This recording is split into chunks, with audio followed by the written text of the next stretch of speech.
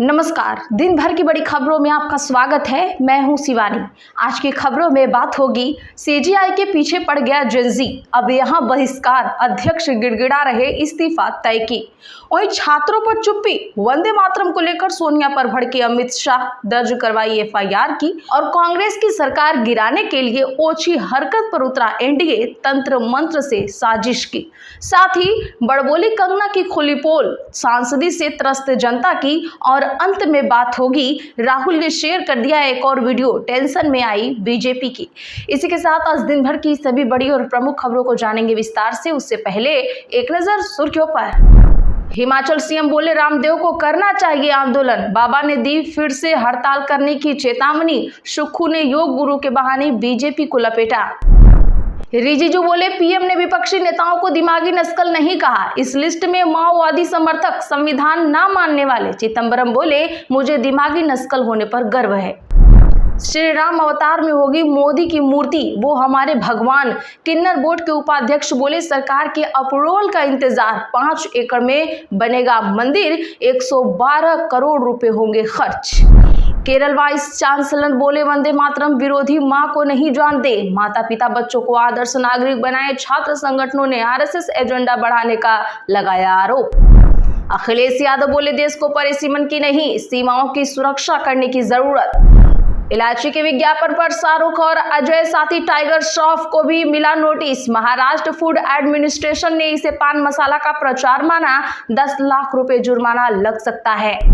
किसानों के दिल्ली कूच से पहले खनौरी बॉर्डर हुआ सील, 3 जिलों में किसान डिटेन। डल्लेवाल बोले आगे नहीं जाने दिया तो यहीं बैठेंगे। लाल किला जाने से पहले मोदी ने गाय को खिलाया चारा, मोर को खिलाया दाना। इंस्टाग्राम पर वीडियो शेयर कर लिखा ये मेरा डेली का रूटीन है।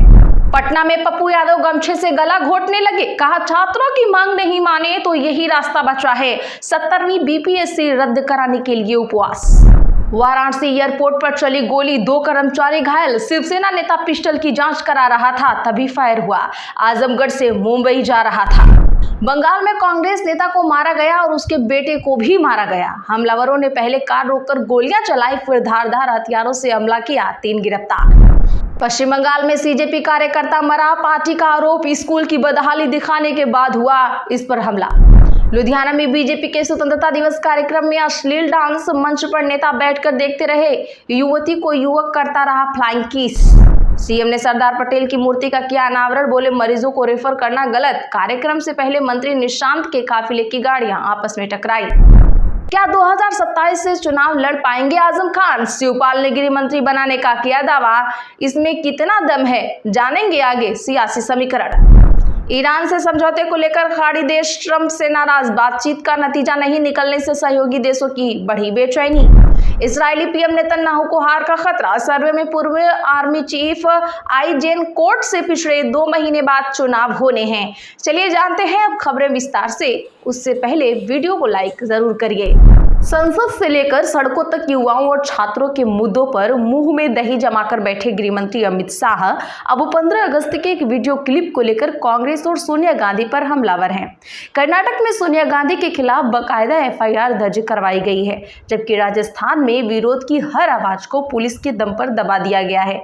तो क्या कुछ है ये पूरा मामला, देखिए इस रिपोर्ट में। 15 अगस्त को दिल्ली स्थित कांग्रेस मुख्यालय में आयोजित स्वतंत्रता दिवस कार्यक्रम के कथित वीडियो को लेकर भाजपा ने सियासी घमासान छेड़ दिया है। कर्नाटक के मंगलुरु स्थित उर्वा पुलिस स्टेशन में सोनिया गांधी के खिलाफ वंदे मातरम के अपमान का आरोप लगाते हुए एक औपचारिक एफआईआर दर्ज कराई गई है। रविवार को राजस्थान के चित्तौड़गढ़ निम्बाहेड़ा में 21 फीट ऊंची अटल बिहारी वाजपेयी की प्रतिमा का अनावरण करने पहुंचे केंद्रीय गृह मंत्री अमित शाह ने इस मुद्दे पर जमकर आग उगली। अमित शाह ने सोनिया गांधी पर राष्ट्रगीत रोकने का आरोप लगाते हुए इसे अक्षम्य पाप करार दिया और कहा कि देश की 140 करोड़ जनता इसके लिए उन्हें कभी माफ नहीं करेगी। हालांकि कांग्रेस ने इन आरोपों को सिरे से खारिज करते हुए इसे भाजपा की ओछी राजनीति करार दिया है।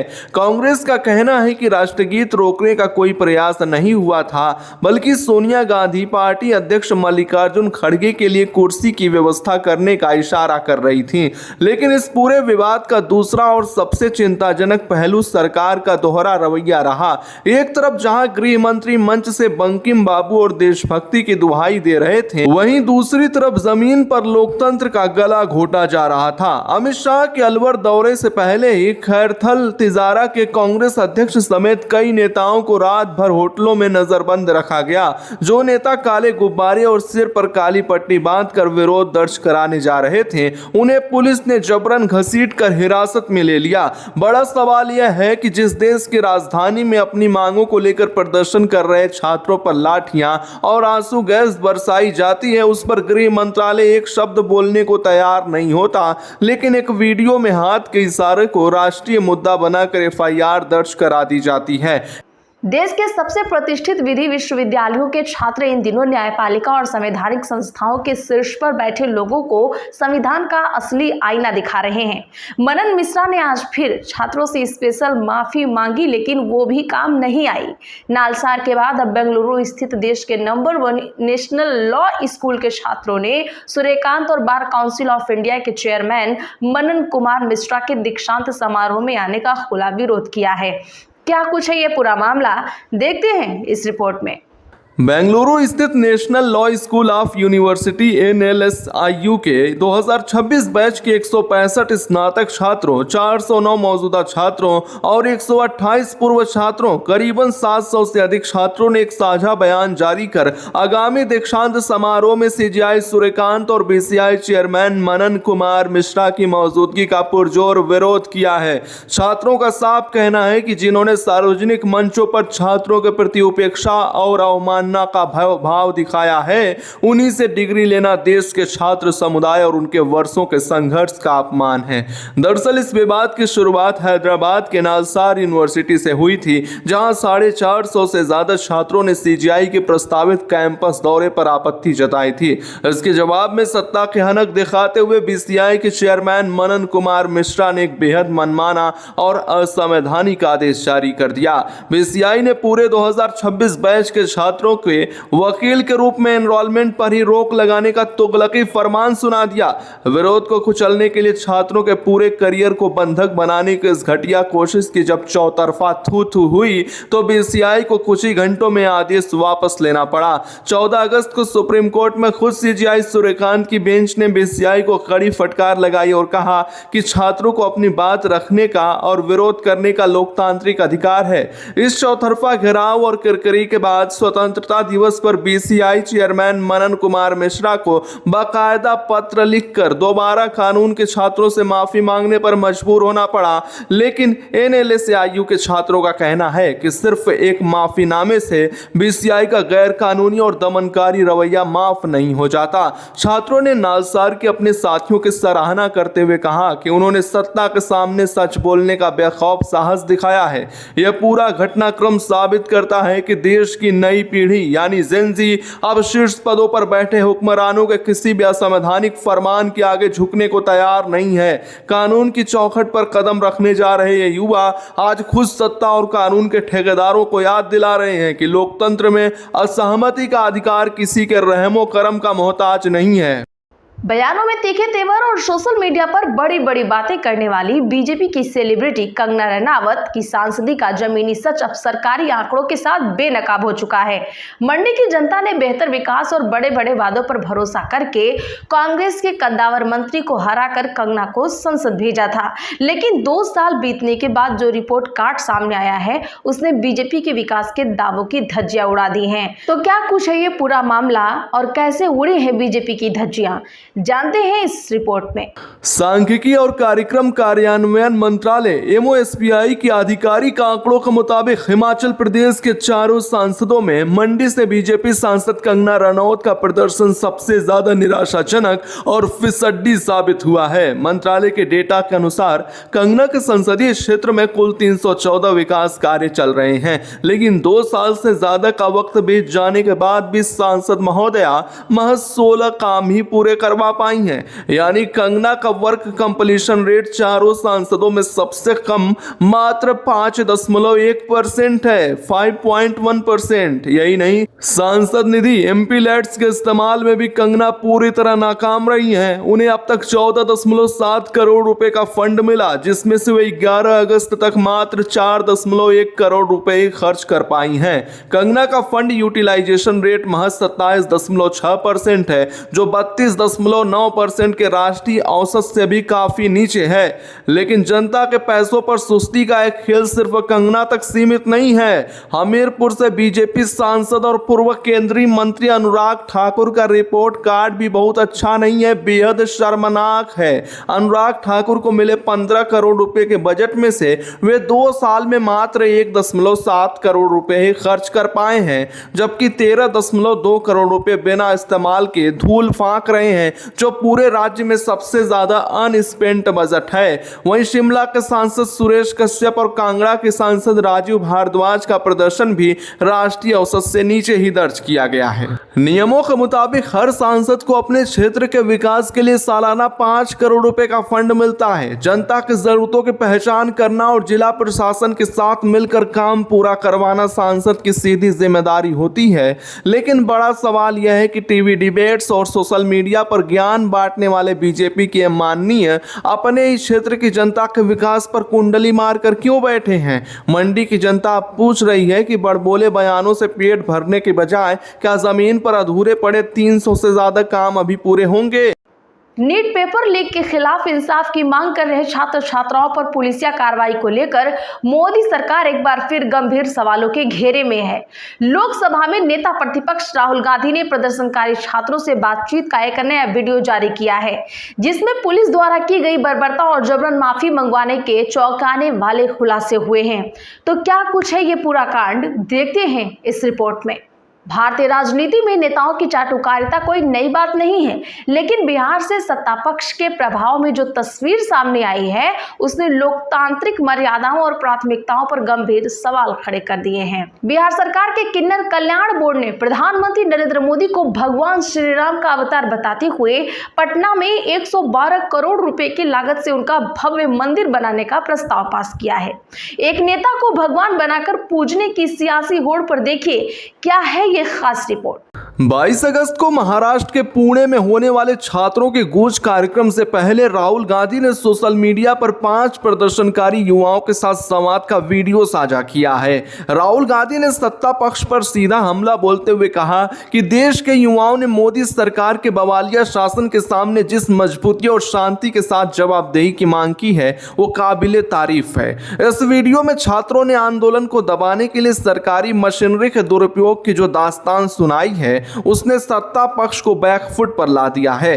प्रदर्शन में शामिल छात्राओं ने आरोप लगाया कि उन्हें सोशल मीडिया पर धमकियां और गालियां दी गईं और खाकी वर्दी पहने पुलिसकर्मियों ने लोकतांत्रिक अधिकार मांगने वाली छात्राओं को देशद्रोही तक कह डाला। छात्रों ने गंभीर आरोप लगाते हुए बताया कि प्रदर्शनकारियों पर लाठियां बरसाने वाले पुलिसकर्मियों की वर्दी पर कोई नेम प्लेट नहीं थी और उन्होंने रुमाल से अपने चेहरे ढक रखे थे। सादे कपड़ों में मौजूद अज्ञात लोगों के जरिए छात्रों के बेरहमी से पिटाई कराई गई। छात्रों ने सनसनीखेज दावा भी किया कि प्रदर्शन को बवालिया साबित करने और बदनाम करने के लिए पत्थरों से भरी गाड़ियां पहले से ही प्लांट की गई थीं। बातचीत के दौरान राहुल गांधी ने छात्राओं से जबरन माफी मंगवाए जाने और प्रधानमंत्री द्वारा उसे स्वीकार किए जाने की पूरी कवायद को सरकारी ड्रामा करार दिया। राहुल ने कहा कि 3 लड़कियों को डरा धमका कर माफी मांगने पर मजबूर किया गया। राहुल गांधी ने ऐलान किया कि 22 अगस्त को पुणे में छात्रों के गूंज कार्यक्रम विशेष रूप से सिर्फ लड़कियों के लिए होगा, जहां देश की बेटियां सत्ता के इस दमन के खिलाफ अपनी आवाज बुलंद करेंगी। बिहार की सत्ता में बैठे जिम्मेदार पद पर आसीन नेता अब जनता के मुद्दों को छोड़ प्रधानमंत्री की पूजा कराने की होड़ में लग गए हैं। बिहार राज्य किन्नर कल्याण बोर्ड के उपाध्यक्ष डॉक्टर राजन सिंह ने अजीबोगरीब दावा किया है कि प्रधानमंत्री नरेंद्र मोदी उनके लिए साक्षात भगवान और श्री राम के अवतार हैं। बोर्ड ने बाकायदा 29 जुलाई की आधिकारिक बैठक में पटना में 5 एकड़ जमीन पर 112 करोड़ रुपए की लागत से मंदिर बनाने का प्रस्ताव पारित कर दिया है। योजना योजना के मुताबिक इस मंदिर में प्रधानमंत्री मोदी की सोने की मूर्ति श्री राम जी के अवतार में स्थापित की जाएगी और इसके लिए समाज कल्याण विभाग से 5 एकड़ सरकारी जमीन मांगी गई है। लेकिन ये चाटुकारिता यहीं नहीं रुकी। डॉक्टर राजन सिंह ने अंधभक्ति की सारी सीमाएं लांघते हुए ओम नरेंद्र मोदी नमः नाम से एक नया कथित महामंत्र इजाद कर दिया है और दावा किया है कि इस मंत्र के जाप से लोगों को रोजगार, शिक्षा और स्वास्थ्य लाभ मिलेगा और सारे बिगड़े हुए काम बन जाएंगे। हैरानी की बात यह है कि देश के युवाओं और छात्रों पर निशाना साधते हुए उन्होंने एक हास्यास्पद बयान दिया। दिल्ली के जंतर मंतर पर हुए युवा प्रदर्शनों पर हमला करते हुए उन्होंने कहा कि भारतीय संस्कृति में वेद और रामायण है, ऋग्वेद है, यजुर्वेद है, लेकिन जेनजी जैसा कोई शब्द नहीं है और इसका इस्तेमाल मोदी जी को नीचा दिखाने के लिए हो रहा है। साथ ही उन्होंने यह भी इच्छा जताई कि मौका मिलने पर वे प्रधानमंत्री के चरणों की धूल को अपने माथे पर तिलक लगाकर अपनी जिंदगी बनाना चाहते हैं। बड़ा सवाल यह है कि जिस बिहार में युवा रोजगार के लिए लाठियां खा रहे हैं और किन्नर समुदाय आज भी बुनियादी हकों और सामाजिक सुरक्षा के लिए संघर्ष कर रहा है, क्या वहां सरकारी बोर्ड का काम 112 करोड़ के मंदिर का सपना देखना और अंधविश्वास फैलाना है? सत्ता को खुश करने के लिए चाटुकारिता का यह भद्दा खेल आखिर कब तक चलेगा? तेलंगाना में लोकतांत्रिक तरीके से चुनी गई कांग्रेस सरकार को अस्थिर और बदनाम करने के लिए विरोधी खेमे किस स्तर तक उतर रहे हैं, इसका एक बेहद चौंकाने वाला मामला सामने आया है। मुख्यमंत्री रेवंत रेड्डी ने विपक्ष पर सनसनीखेज आरोप लगाते हुए कहा है कि कांग्रेस सरकार को गिराने, राज्य में सूखा लाने और किसानों को संकट में डालने के लिए अब मंदिरों में जाकर तंत्र मंत्र और काले जादू का सहारा लिया जा रहा है। तो क्या कुछ है ये पूरा मामला, देखते हैं इस रिपोर्ट में। संगारेड्डी में स्मार्ट राशन कार्ड वितरण कार्यक्रम को संबोधित करते हुए मुख्यमंत्री रेवंत रेड्डी ने भारत राष्ट्र समिति एनडीए के नेताओं पर सीधा हमला बोला। सीएम ने बिना नाम लिए बीआरएस विधायक टी हरीश राव पर निशाना साधते हुए आरोप लगाया कि विपक्षी नेता कर्नाटक और तमिलनाडु के मंदिरों में जाकर गुप्त तंत्र मंत्र और क्षुद्र पूजा करवा रहे हैं। सीएम के मुताबिक इन पूजाओं की मंशा सिर्फ इतनी है कि राज्य में अकाल पड़े, किसान परेशान हो और किसी भी तरह कांग्रेस की सरकार गिर जाए। गौरतलब है कि इससे पहले 4 अगस्त को तेलंगाना कांग्रेस अध्यक्ष बी महेश कुमार गौड़ ने भी आरोप लगाया था कि राज्य में बारिश रुकवाने के लिए विपक्षी नेताओं द्वारा विशेष अनुष्ठान कराए गए थे। मुख्यमंत्री रेवंत रेड्डी ने विपक्ष के इन हथकंडों का जवाब अपनी सरकार के काम और आंकड़ों से दिया।